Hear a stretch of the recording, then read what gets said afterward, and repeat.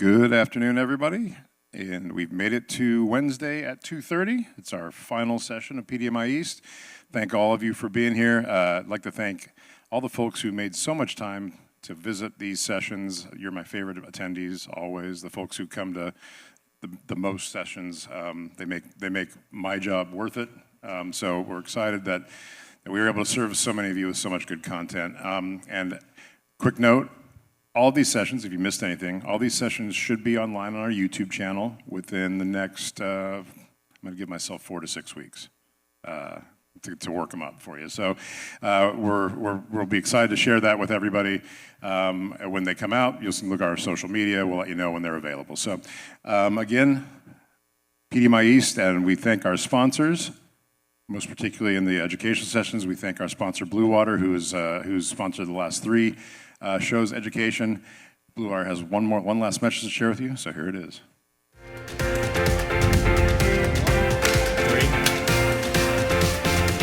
At Tommy John, a lot goes into our underwear before you do. But now I've found my bubbly side with SodaStream. Philips Air Fryer is the original and the very best.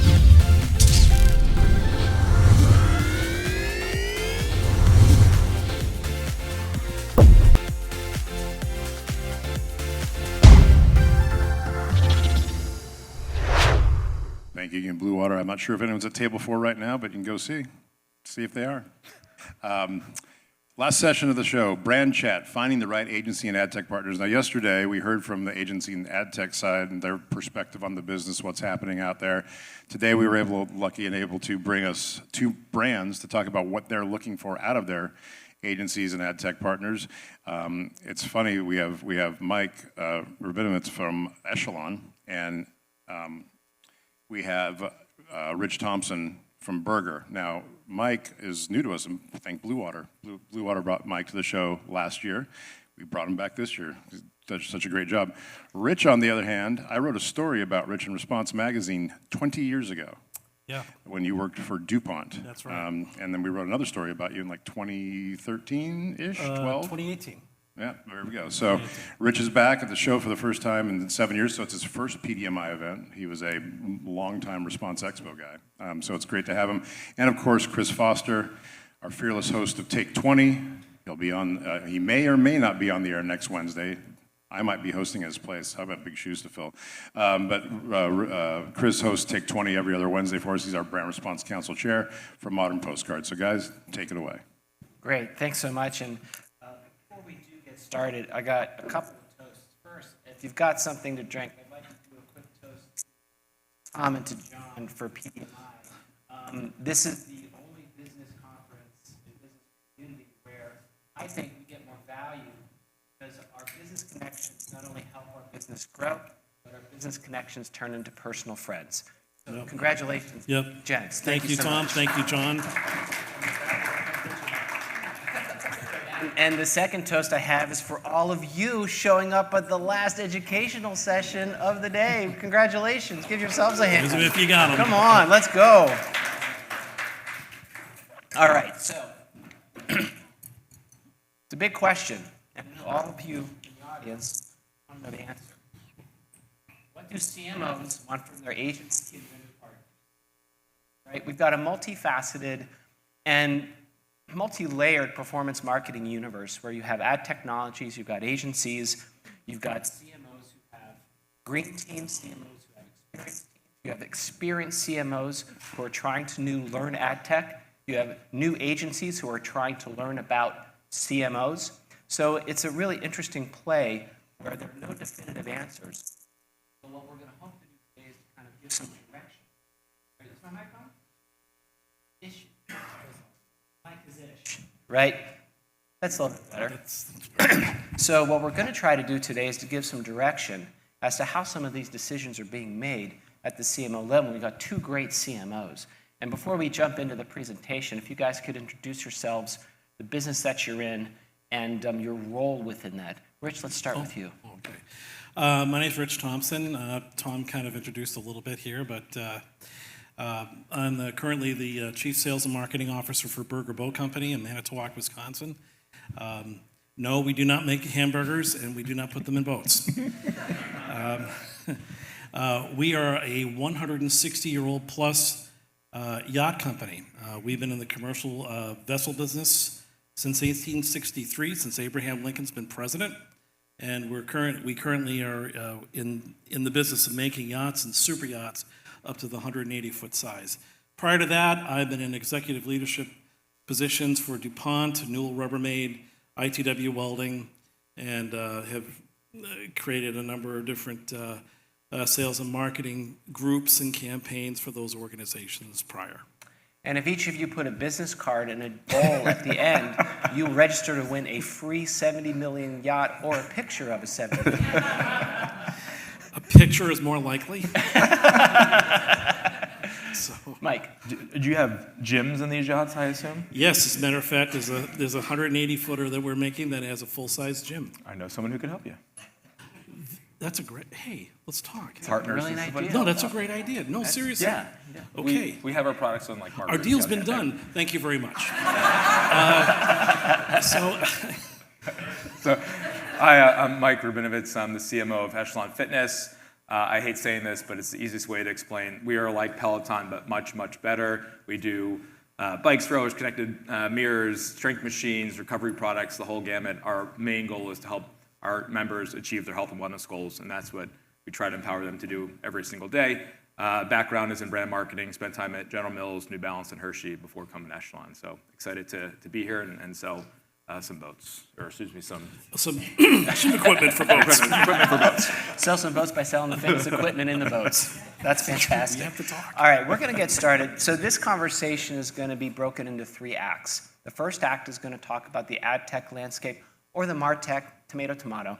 The second act is about the agency landscape and the options. And the third act is why everybody's here, is kind of here's what we want, right? We're all in an interesting position where, oh, by the way, I'm Chris Foster. I'm VP of New Business Development at Modern Postcard. We do traditional integrated and automated direct mail to coincide with all types of media and digital campaigns. I'm in an interesting position because I am a vendor. I am a service provider who wants to be chosen. Yet at the same time, I am a chooser of vendors and a chooser of partners. I actually have a charity from Deluxe is in the background. They are one of our data partners we provide. We're actually talking with Better Data, that's a data platform. They most likely be one of our partners. We also then choose agencies that we partner with to help us in our own marketing efforts. So I can see it from both sides and both directions. We're going to start with a little bit of history and a little bit of data. So this is the MarTech technology landscape. Way back machine, a company called Chief MarTech did a look. And they were like, how many MarTech companies are there? And they started in 2011. And there were about 150 MarTech companies in 2011. You fast forward just 8 years. I mean, everyone's a professional. 8 years is an eye blink in your career. 8 years later, there were over 7,000 MarTech companies. But wait, there's more. In 2020, it suddenly becomes almost a world with various continents. But wait, there's more. In 2024, but wait, there's more. You can go onto this website, MarTech Map, and you can actually see all of the MarTech in different types of categories. You got management, you got data, social, and no joke, and I didn't want to go online to do it, but bro, you just scroll down. I mean, come on, right? This is overwhelming, and it's impossible, almost. And so one of the things we wanted to talk about was this decision-making. This is actually my decision-making process to vet a chat that we went on WordPress. We were looking for some chat. So years ago, it chose Drift at the time, which at the time was a best-in-class AI chatbot with various playbooks and workflows. And this is our decision-making process. We vetted probably 8 different chats connectors and vetted them in terms of, stylistic, did it fit, what the pricing was, and all the decision-making that went through it to vet all of these. And it's a multi-dimensional process, right? It's not just sales. It's not just IT. It's not just marketing, right? Other folks in what they call stakeholders, right, are involved in this. Oh, that's next. So that's next. They're like, hurry up, Foster, we want to get to the Seaview Social. So that's the context of the MarTech landscape. It can be pretty overwhelming. And so what I wanted to do is to talk with you guys about the real-world decision-making process. And we'll start with ad tech, and then we'll go to agencies. So Mike, I'll start with you. You said you made a decision to choose Braze, for example. No, we were evaluating. Braze. You're evaluating Braze. Yeah. So I guess my question for you is, why are you evaluating Braze, and what job is it supposed to do for you? And what's going to be that decision-defining moment or characteristic why you may or may not choose that ad tech? Yeah, usually there's kind of two things I look at. One is sometimes we have a problem and we got to go find a solution for it. So example, recently we realized we needed to organize our digital assets in a much better way. So I needed to find some damn software. I love saying that. Some damn software. So I went out, talked to some folks, did some research, found some people. You can evaluate it, right? More often than not, like I get hundreds of emails a day from people telling me that I could do my job better if I just went with this company or went with that company. And Braze was one of these people that just reached out and said, hey, by the way, sucker, if you offer me a free bottle of gin or something for 30 minutes of my time, like Mountain does. Note. Did you notice that alcohol is a recurring theme there? So it's like, and I'm always like willing to listen because I want to understand what's out there, what's different. I think the challenge I have is my background is not in tech, right? So I look at that and that kind of overwhelms me. What do all these things do? How do you do it differently?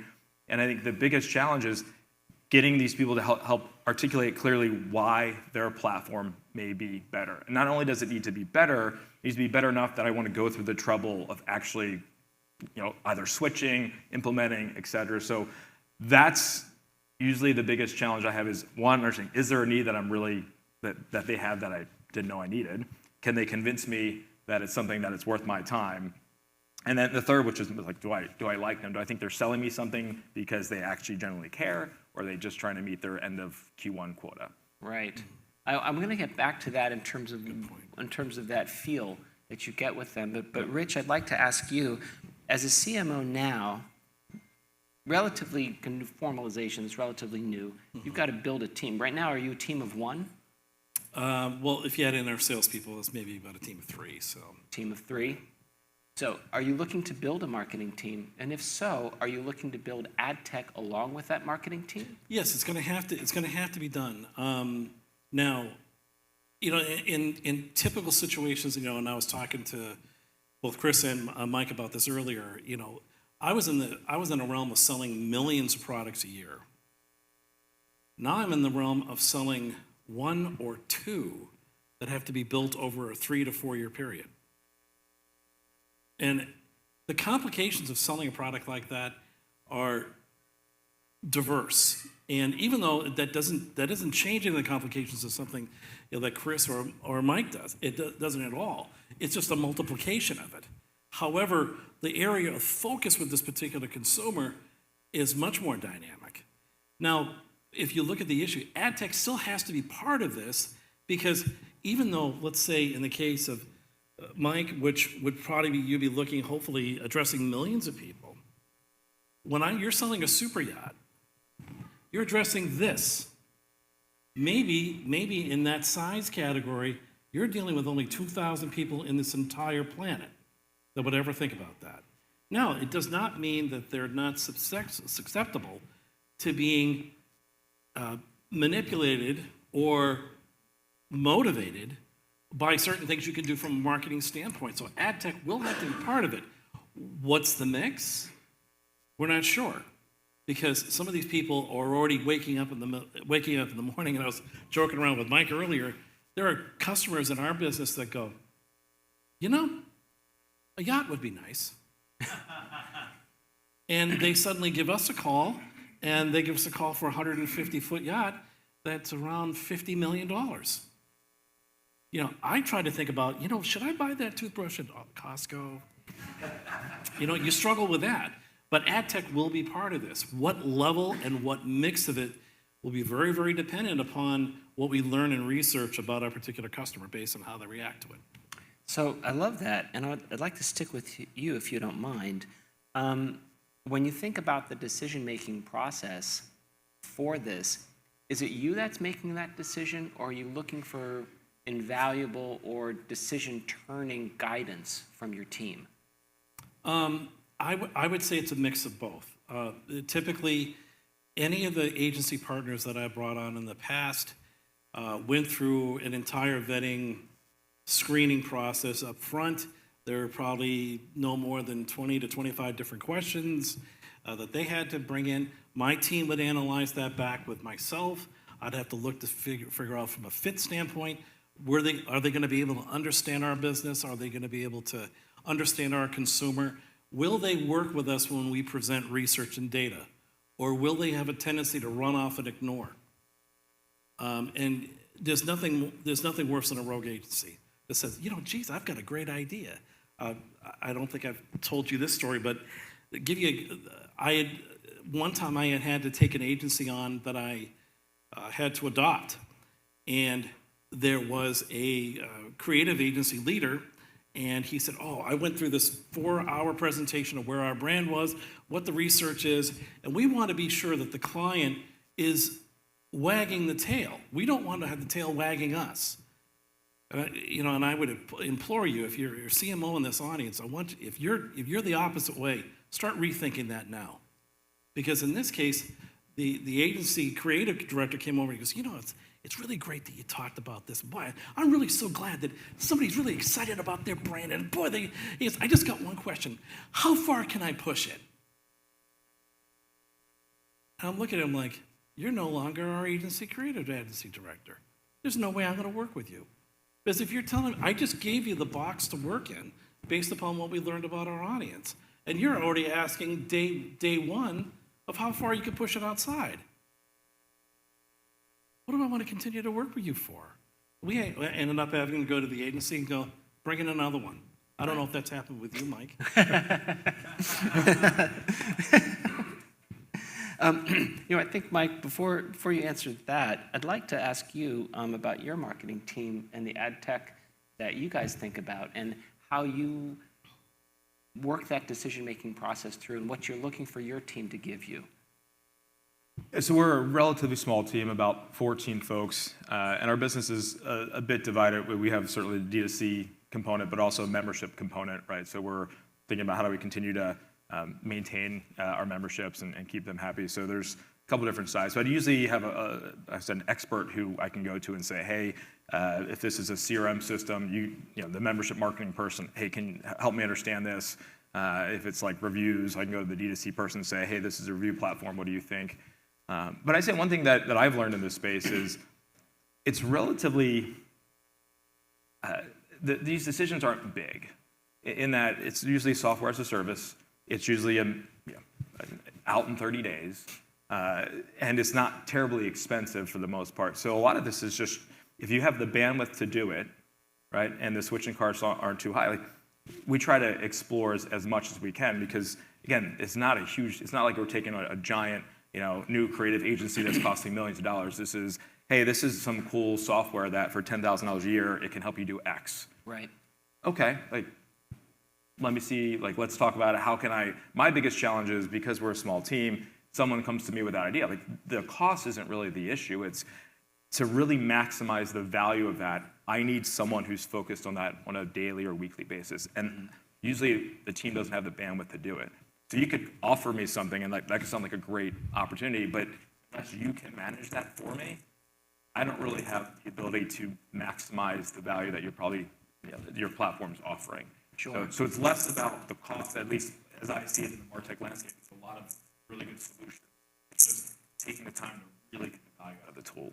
Yeah, and what's interesting about that perspective is then it's incumbent on the MarTech to figure out how they make it easier for that CMO to make that yes decision in terms of the managed service, in terms of the training, in terms of what they can do for the onboarding, so it doesn't suck your team's time as much as it normally would. And it's an interesting balance, right? You've got, especially now where the possible development of AI marketing agents, right? It's an interesting balance of how you're going to manage a marketing team and how much maybe you can get efficiencies out of an ad tech platform. But we're doing perfectly on pace. I'd like to maybe move to Act 2. Actually, no, before we do that, I have one final question for you guys about building or buying internally, right? The reason I ask is I was talking with the folks from Yangaroo, and they had decided, to build their own TV legal clearance feature within their platform instead of partnering with someone to do it for it. So it's a differentiator for them, right? When you guys are thinking about doing something in-house versus partnering up with an ad tech agency, what's that cost-benefit decision-making like? Why don't you go ahead, Mike? I'll go back to what my dad was an entrepreneur, and he would hire someone to cut the lawn. And I said, well, all these other people are cutting lawn. Why aren't you? He's like, why aren't you? I'm like, well, I'm too young to ride the mower right now, but in a couple of years I will. But his whole point was you pay people to do what they're good at, and that allowed him to do what he was good at. And I always think about that when we're looking at agencies. I've tried to bring things in-house, and I've realized how hard that is to accomplish because we don't have the expertise. And so thankfully, I have some great agencies out here who've helped us out along the way when we've made the mistake of bringing it in because we pay people for their expertise. So I think that's largely what I've learned, especially if you're a small team. It's probably different, working at Hershey or General Mills, you have a lot of those experts in-house. You have the fortune of that. But at these smaller companies, we just don't have the expertise. And so I feel like that's exactly why this room exists, is because you're all experts, and that's what we need to tap into. Mm-hmm. I agree with Mike. I've had large teams at DuPont. For a lot of our legacy diamond brands. At ITW would be the same. I had a staff of 27. So we had a number of different people who had expertise in different areas of tech. However, I go back, and it's very similar to your experience with the lawnmower. As my father would always say, is you don't bring a plumber in to do a finished carpenter's job. Don't. Because you'll never get it. They may build houses, but they look at it differently. So if you could find agency partners that are going to be able to work with you, that understand the business holistically from the client point of view of what they've learned through insight, through research, those are the kind of people you want to bring in and help you. Yeah, no, I like that answer.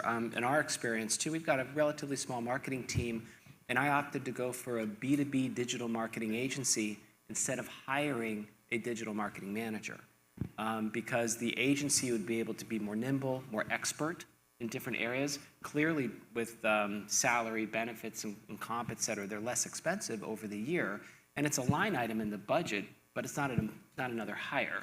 And you get actually more out of that. We've gotten more out of that relationship, so I like that answers. So Act 2, we're going to talk about the agency landscape. There are about 20,000 plus digital marketing agencies. And maybe 35,000 agencies total specialize in digital marketing, performance, strategic, creative branding. We've got some stellar agencies in the room here. And so it's not a question about, if I can find an agency. It's a question of if I find the right one that's the fit. So I've got a couple questions on that. The first one is this concept of, the one agency to rule them all. Right? An agency that can do everything. I can do social, I can do digital, I can do performance, I can do branding, I can do creative, I can do content, or do I say, you know what, I want to work with a influencer marketing agency that only focuses on influencers, and that's all they do, but they're really good at it. And I'm going to layer another one. So you have a variety of agencies to manage. What are the strengths and weaknesses, and where do you usually make that decision? Mike, we'll start with you. Yeah, the answer is it depends, right? I think generally for in my situation, having one point of contact is really helpful because when you're a smaller team, the bandwidth isn't there. You need those people to rely on. I think the flip side of that is, can someone be an expert in everything? And I would think most agencies I've worked with, they'll tell you hey, this is what we do really well. When we farm this part out, or maybe you want to bring someone else on and we'll work with them. So that's kind of where we're at today. We have some core agencies that are kind of the one, but then there's some other things that we can surround it with because no agency literally does everything. It could be wrong, probably do everything. But I think that's that's how I think about it. There's a core part, but there's always things that you can supplement because I don't think anyone can be an agency or an expert in every single thing. Yeah, good point.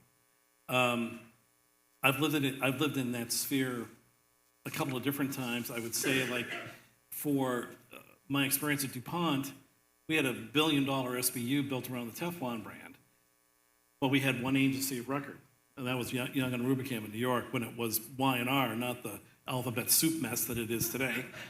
But they were able to take care of all the needs that we had specifically with that brand and with all those key audiences, because we had a number of different verticals that we were playing in. It wasn't just cookware, bakeware, small electric appliances. It was garments, it was oil fields, it was boating, it was a number of different things that the application could be everywhere. But in the case of, let's say, ITW welding, where we're selling millions of welders a year, I had one agency of record, but I had some other specialized agencies that could help me in areas, even from an ad tech standpoint, that worked well with the agency. But as a piece of advice, if you're thinking about this in terms of how do you do that with one large agency and some ancillary people that you're going to bring in, the client is responsible for making those agencies work well together. They're not responsible for that. The client is. So once a year, I would hold a summit with those agency partners, and all the principals of all those agencies, small or large, would get together. They get to know each other because a lot of their work had to dovetail together for the betterment of the brands and the portfolio. Now, if you didn't have that way, you had a video production area in this way and somebody on the ad tech side, and then you had an agency of record who's making all the big plays, let's say on print ads. Well, they don't know each other. They don't know what they're doing. They have to look through a lens. And I don't want them looking through a bunch of lenses. I want them looking through my lens. That's it. And that lens is what the brand says it's supposed to be.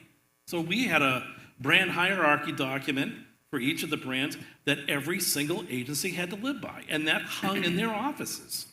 And by God, you were going to live by that, or there's going to be a come to Jesus meeting with me or somebody else on our team. And that, those usually weren't pleasant.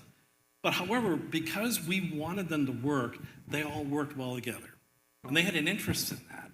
So, you could do it and cut it in different ways, but remember, the client is responsible for having these agency partners work well together. Yeah, I love that, because in the end of the day, you're responsible for the brand growth. You're responsible for how you get there in terms of the management of the agency. So, Rich, let's stick with you in terms of determining that client-vendor relationship or a partnership relationship. It's a little bit different. Clearly, it's not the agency with the best steak dinner that gets your business, right?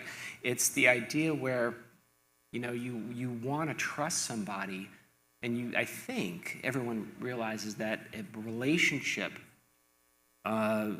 is, or I should say a partnership relationship is more valuable than a vendor-client relationship. So if you could talk to me about that, where you've had instances where it seemed like it was vendor-client and didn't quite work. Yeah. I would say one that I walked into at ITW, where I was walking into a situation where the agency was already there a year and a half, and I'll tell you the story from both sides, because both sides weren't working in the brand's best interest. One short story was, I went to visit them the first 6 weeks when I became the head of marketing for a $2 billion welding business. And within the first 15 minutes, they had the gall to hand me a $60,000 bill for overruns. Not a good start. But I wanted to understand why they were doing this. So as they were talking about their capabilities and all this, I said, okay, let's stop here. I said, you've got $60,000 worth of overruns in the last year, and you're asking me to pay a bill that I've seen for the first time. What projects have you had problems with? And they started talking to me about this. They said, oh, okay, great. Well, we identified 13 projects that us as a client had asked them to do. I said, great. Can you pull for me the scopes of work that were submitted to you for this? One scope of work was pulled. One. Because we as a client did not help our partner to describe exactly what was going on. We committed one of the most egregious sins of being a client. We picked up the phone and said, hey, yeah, can you do this? And you got a bunch of people on the phone. Yeah, we need this, this, and this, and blah, blah, blah. Okay, that sounds good. Call us back at the end of the week. Click. So these poor people were rushing to write their own scope of work and then their own report back on what their brief was, the creative brief. What kind of position did you just put your partner in? That's horrendous. Now, on the flip side, the client, when I went back and I said, look, I got this bill, and I said, I'm not going to pay it. And they realized we shouldn't. I said, look, and the one guy who was our director there for 5 years, I said, look, I don't understand what happened here. I said, he goes, well, yeah, we had to call him. It was a very quick thing. We had to do this. And I said, well, what kind of targets did you give these people to do? He goes, well, I thought, he goes, look, just work on it and send it in, and then we'll figure it out from there. I said, well, where's the scope of work? You didn't tell them what you wanted. He goes, well, I'll know good when I see it.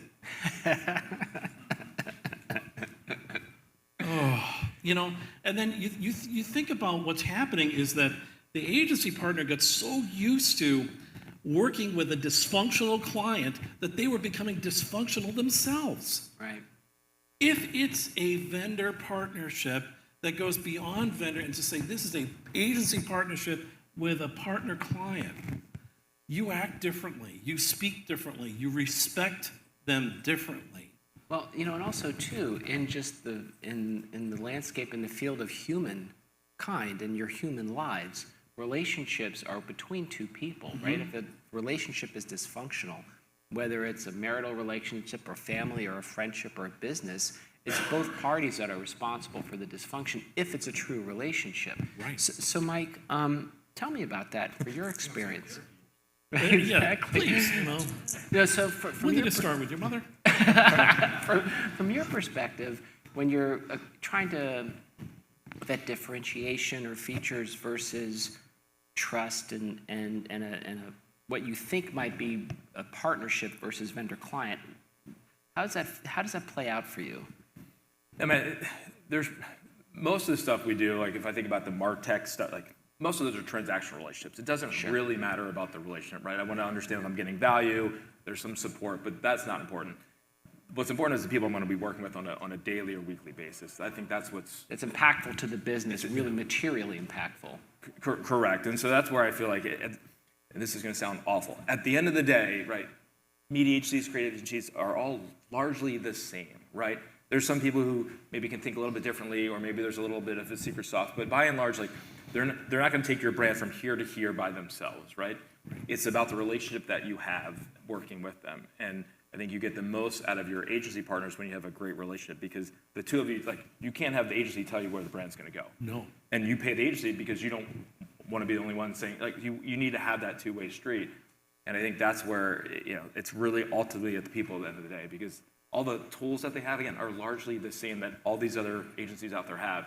It's how do you guys work together to collaborate and create better value. Right. So then, Mike, in that relationship, what's your responsibility as CMO? So to hopefully make sure that we get the most out of it, right? Like it's about cultivating it. I just think about what I don't want is for me just to tell them what to do, because that's not why they're there. I need to create a dialogue that's both ways, where everyone feels comfortable, right? To, hey, no, I don't think that's good, or hey, here's a better idea. Like I think that's the job of CMOs. Set the broad sandbox of where we need to play, right? Don't go outside the sandbox day one, but give the team the runway that they need, because they are the experts, right? And I think that's the job as CMOs, to get the most out of those relationships. Yeah, that makes sense. And when you start thinking about that, I just want to peel on that a little bit. There are times when an agency might give you material and then your team does it, or the agency in the managed services just does it completely. Yeah. When do you have that balance? You said you had 14 people on your team. So when do you figure out where the agency is going to do it all from full implementation, or when you have to pull it back into your team to make some edits and actually implement or deploy? It's like, I'll just give a case in point. Like there's some sort of plugin to Shopify that we use that can help maximize click, like a CRO kind of stuff where we can test and learn, right? It's really time consuming, but pretty benign stuff. Like check, put this A/B test into place. I can just give that to my team. They can run with it. If they make mistakes, it's not a big deal, right? So those are things where I think we can test and learn, and it's not, the visibility is very low, right? So those are the ones where I think about, we give it to the team, let them deploy it, figure it out. Things that are obviously more important, have a bigger impact, is where I largely leave that with, like, say, the agencies that you guys do it, you're the experts. We can't, I'm not going to tell my team to go spend $100,000 on a quick buy to see if this works, because that's expensive. But if we need we had a TikTok test, right? Not going to bother some agency partners for something like this. We'll just go try it out. It's a couple $1,000. Go figure it out, right? And then at that point, then if you do a TikTok test and you figure something out, and there's some learning that happens there, is that at that point where you say, okay, now I've got some learnings, and now I need to scale this channel, and then at that point maybe engage an agency to do that. Yep. I like that. So I guess I would ask both of you the same question. Under the hood, what does that decision-making process look like in terms of how you weigh and balance the merits or detriments of an agency that you might choose? Rich, I'll start with you. I think the agency has to be open to the fact that, especially with any of the organizations I've been with and my teams, has to be open to the fact that they're going to have to listen to the research and the insights that we're providing on the brand and the direction we're giving the brand overall.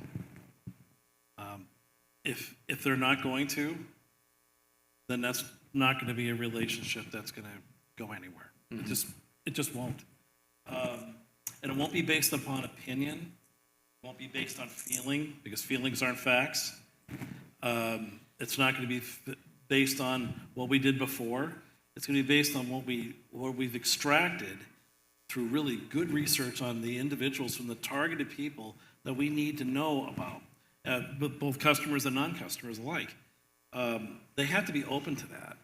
I guess I've run into enough, you probably have too, and yourself too, Chris, that you've run into enough agency partners to where they just want to do what they want to do. I have no use for that at all. Zero. Tom Hare will probably tell you is that if there's anybody that he knows that probably is most guilty to bringing his own cake to his own birthday party would be me. Because a lot of the campaigns that we've done, and we've done this in coordination with other agencies, have been me. So, because I'm like, okay, yeah, we're going to do this and blah, blah, blah, blah, blah. And as I told you, it's like one time I said, I already had the first six ads written, done. Here, you're going to do this. And they go, what? But they weren't used to that. But they were all really happy when we won an Effie. Right.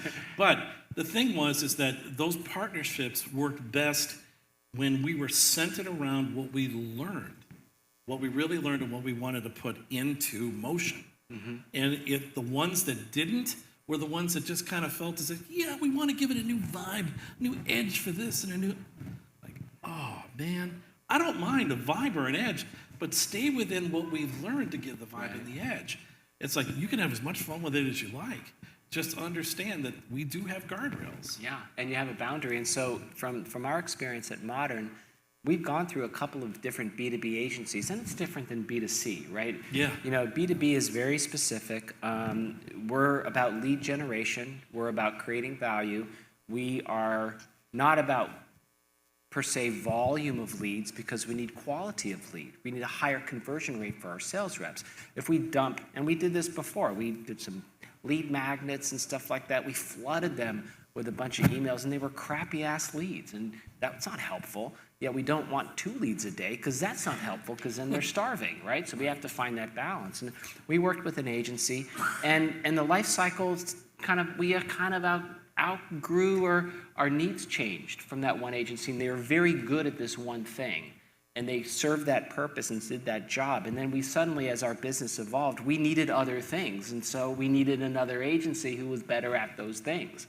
And then we worked with that agency, and now we're actually on our third agency in the last X number of years that can take us to a different stage in our growth and development. So that also happens too, and there's, I think, this place of fit where the business type, the culture of an organization has to fit with what that agency is able to deliver. And I guess, Mike, I'll ask you, so that was my decision-making process in terms of our evolution and growth and finding an agency that matched that. What under the hood has been your decision-making process? Is it the phone calls? Is it the personal meetings? Is it a grid like I showed you in terms of various considerations? How do you do it? It's the steak dinner. Here's the steak dinner. I knew there was one of those guys out there. Just saying. We're just like, damn it, I didn't get a steak dinner. Did we get dessert? That's the question. So, I mean, I do think relationships are at the core, right? So you have to have that. What I really look for, though, is also people who understand the business and my challenges. I'll give a story. Is anyone an influencer out here? Okay, good. I despise influencers for lots of reasons. Our truths will start to come out even more. Narcissistic. Anyway, I have all these companies reaching out to me about, hey, we can unlock this influencer growth channel for you, UGC, blah, blah, blah. Oh. Right? And they all come with the same playbook, which is, all right, we have access to this. But no one has come to me with, hey, we understand your challenge. Your challenge is you're not a Hershey bar. Right? If you're a Hershey bar, we can send 1,000 out, doesn't really matter. When you're a $2,000 piece of equipment, right, that has to get shipped, that costs money, that has to get set up, that has to have, things it's expensive, and it's also impossible to scale. So when they just come and say, hey, I have this great idea or great thing, we're gonna get you all these great influencers, do you understand my business? Do you understand the challenges that I face?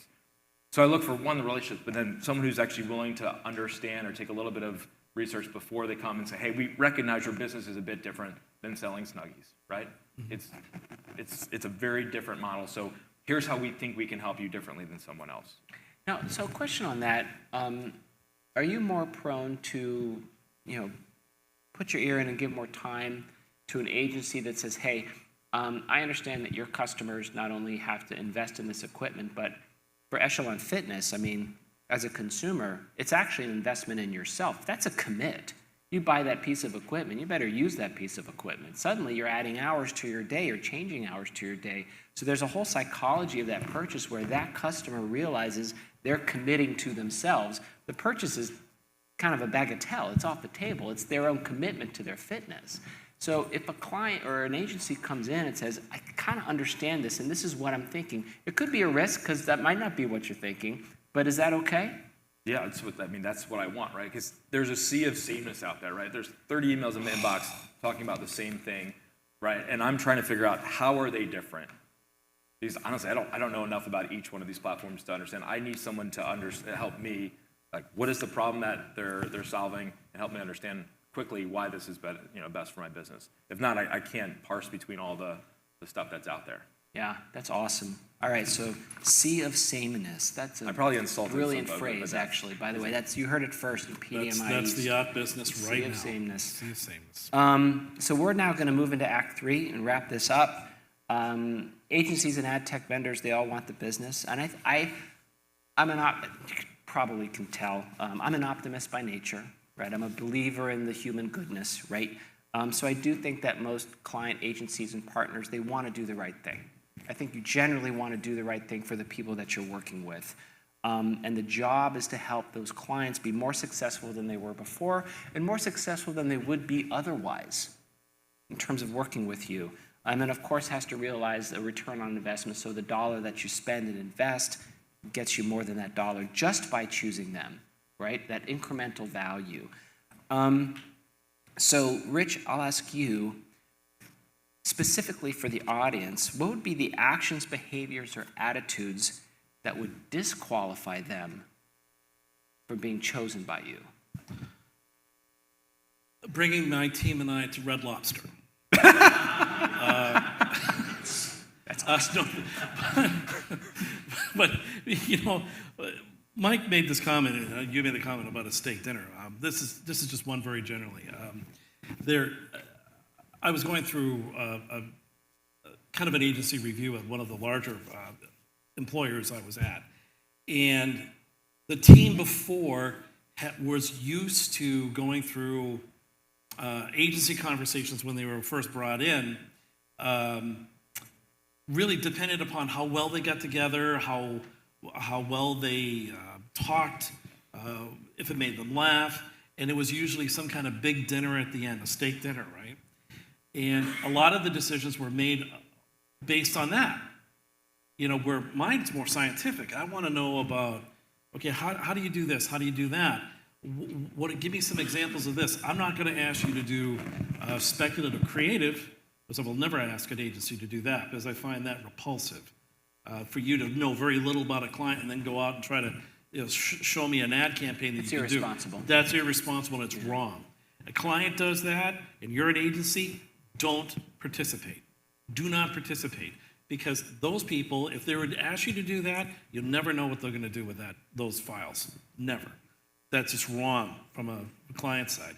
I think what disqualifies some of those agency partners fast enough, and I can think of a number of different reasons. One of them is just, and maybe you guys will run into the same thing. Agencies that believe their own press. That's interesting. Agencies that believe their own press. I like that comment. Now, to me, like if you're McKinsey, and let's say McKinsey wants to do an ad agency search for you. You know what one of the very first things that McKinsey asks about? They go to an agency, how many Effies have you won?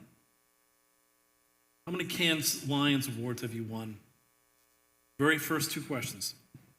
Because they want to see, okay, how do you think, how are you rewarded, how are you noted for not just something that was cool on an ad, but what's the Effies all about?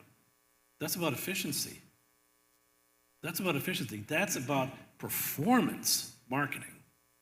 And that's been around since 1968. I've been a judge for the Effies now for 12 years. And when I look at an agency and I rate an agency and a client about how they did, I look at the level of performance that agency partner had with the client and the client had with the partner. So my brain immediately goes to that. I really don't care about how many reviews you've got online. I want to know exactly what you're going to bring to the party, how well you're going to be able to learn our business, and then how well you're going to be able to partner with us to get to the things that we need to get to from not just our basic marketing strategy, but what is our company strategy? Mm-hmm. It's not just a marketing thing, it's a money thing. And it's also not only where the business is now, but where the business is going to go. Right. Right? And so the job of kind of articulating the vision of the business so the agency comes back and understands the vision of what is the business in 2027 and 2028, and what's that path between now and future, and how do we get there? What is that roadmap? I know it's a cliche, but what does the roadmap look like? So Mike, I'll ask you, what are these actions, behaviors, or attitudes that would disqualify an agency for you? I think it's setting the right expectations. I can't tell you how many emails people guarantee virality, which I didn't think that's something you can guarantee if things go viral, but like setting the expectation up front, kind of tell early on, like, are they just making this up, right? Are we coming in with real expectations? So that's something where I kind of look for is, are they just in it to try to get a sale, or are they in it to really grow the business? And more and more, it's like, hey, we'll guarantee we'll double your Shopify revenue in 60 days. How did you do that? Yeah. And right away, it's like, there's no way I'm even going to engage in this because it's not even. It's a disqualification. It's disqualification. Like you're not. Yeah. So Yeah. If I think about like folks out there, how do you get my attention? Don't say things that you can't deliver. Right. Right. Because then right away we're off. I think wrong relationship. As a CMO, I get letters like that and emails every day, and I always expect like the ending part to say, it's like, believe me, we could do this in 60 days. Sincerely, Santa Claus, Business Development Director for blah, blah, blah. It's like, Do you have your CEO who forwards them to you, even though you've already got them because you're on the same. You're right. Yes. You're right. You're on the same page. And then, of course, I get the point. What do we have to lose? Because it's like, we'll double your revenue in 60 days, or you don't pay. And he's like, why not? I'm like, well, the why not is because there's no one who's going to actually manage and do We'll this. do right? this. And the Yeah. opportunity cost of going down this rabbit hole It's gonna takes take you me away from 60 other days stuff. just to like set this up to realize they're not going to double my revenue. It's not going to happen. What do you have to lose? You're like, just my time. Just my time and my integrity and my reason to drink. But if they come in with a steak dinner, we're good. We're in. We're in. So we have one last question, and then we want to field it to the group. So this is without naming names. If you could briefly give us your best example where a vendor-client relationship evolved into a partnership and evolved into kind of a professional, personal friendship, and then the benefits of that for your organization, and then on the flip side, where that devolved or where it failed to meet expectations and you had to do a breakup. I think that on the agency side or ad tech side, you might be experiencing that end of the breakup and it sucks. But from your end, can you give us a story of both of those, right? We'll start with you. Start with the breakup. Lots of breakups. Like I said, look at my agency partners out there. I'll go back to the story just about like setting expectations. So a couple years ago when I first joined, right, TikTok was becoming a thing. Is it still a thing? The last panel said don't do anything with TikTok.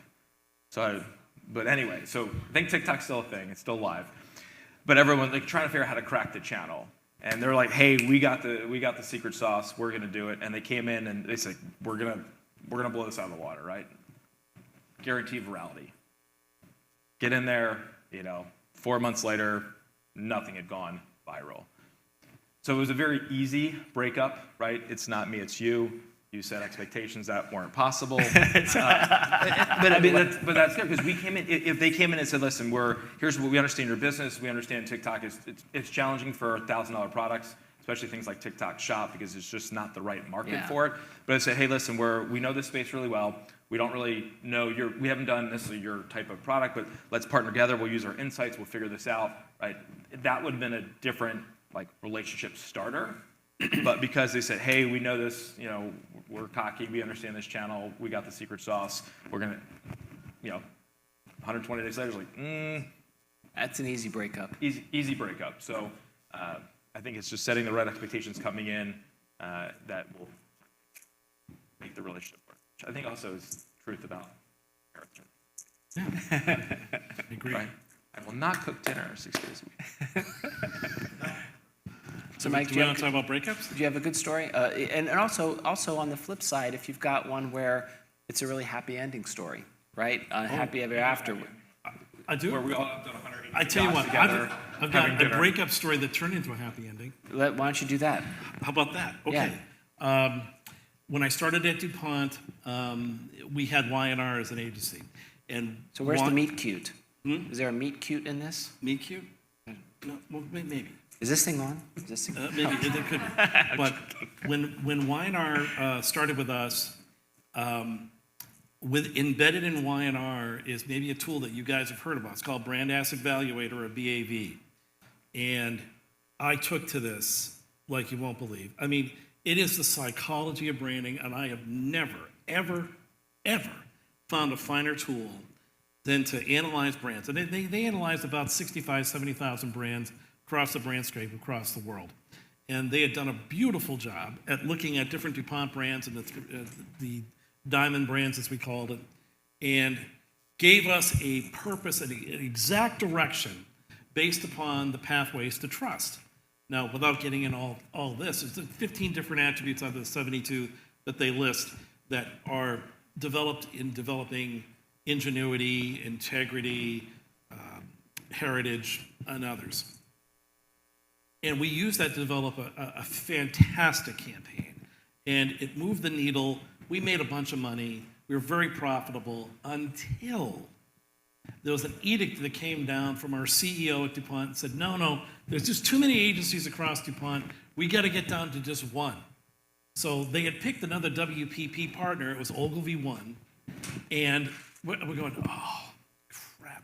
I mean, we're losing all these great people through Y&R.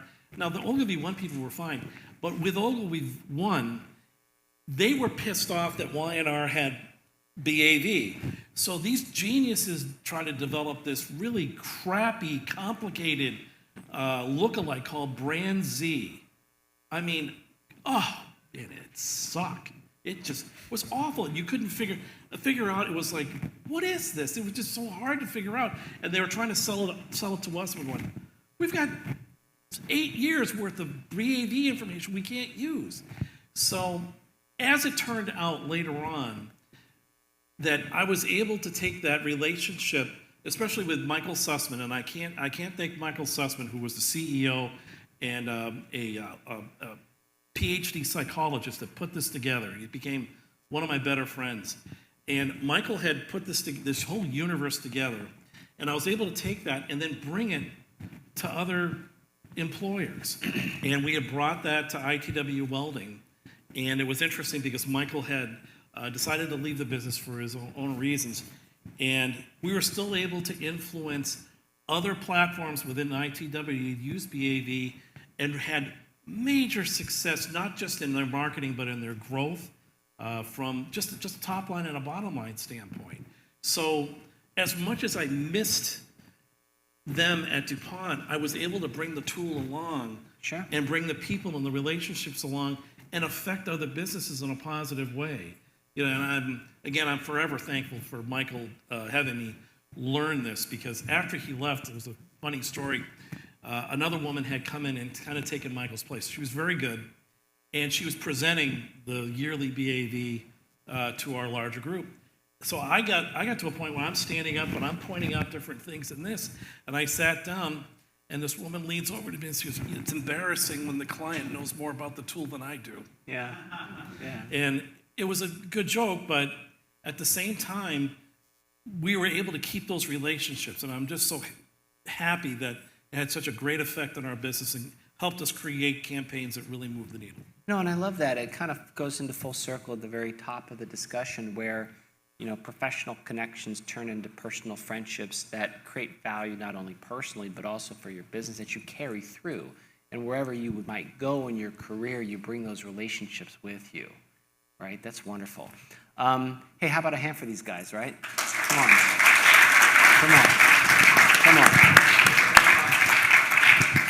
I know we have one question. Hi, my name is Nadia, and I'm from Capital Media. We're a full-service agency for the Hispanic market. In your quest for agencies, do you ever look for agency that targets 80 million people in the United States that watch their own televisions, and they respect it very much when you talk to them in Spanish and explain your products to them in Spanish? Historically, exercise products have done so well in the Hispanic market. So then that should be I wonder if you ever look for agencies that do different markets within our huge market. I think back at Hershey, we used to have specific Spanish agencies that would target that market. We haven't got to that point at Echelon yet. Not saying. Anyone else? Not you. You sure? The man in front, he doesn't have a question? This guy always has a question. Always.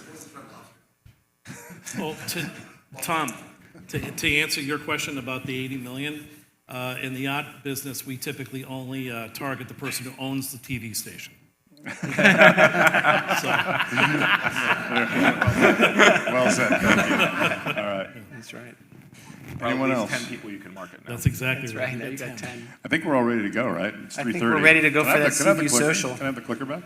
Yeah. I mean, it would be. Let's have another round of applause for these guys. Because Yes, I'm sure we do.